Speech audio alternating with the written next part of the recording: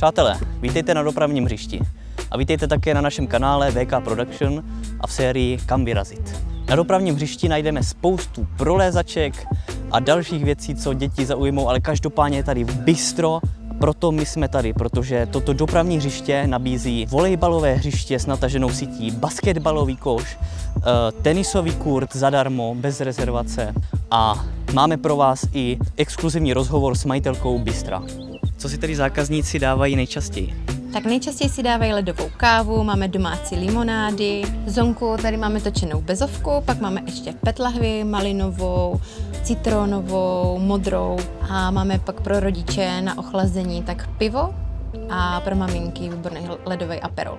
Vidím tady, že nabízíte smažák s hranolkama. Hranolky dávají si lidi často, mám pár v rohlíku. Hranolky si dávají často, teďka jsme ještě přidali langoš a něco sladkého, tak máme palačinku anebo medovník se šlehačkou.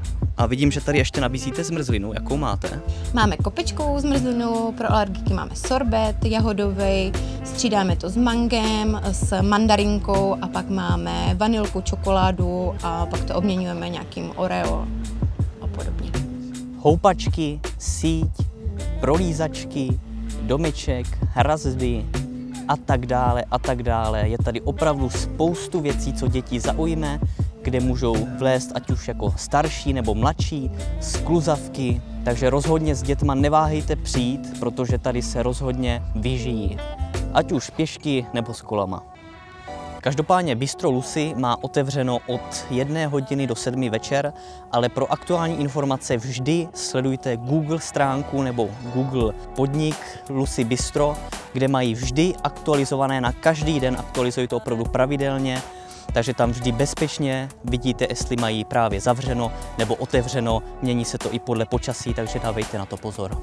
Provozní doba dopravního hřiště je do 10 hodin večer a provozní doba tenisového hřiště je také do 10 večer.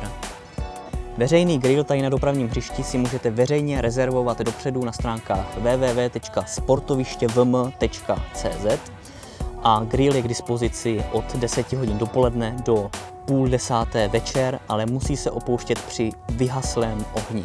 Musíte také zaplatit poplatek 200 korun a v ceně máte příslušenství na grill a samozřejmě grill i dřevo, ale vše ostatní jako maso, suroviny, případně talířky, příbory a tak dále si musíte donést vy. To by bylo z dnešního dílu všechno. Sledujte naši stránku pro více tipů, kam vyrazit.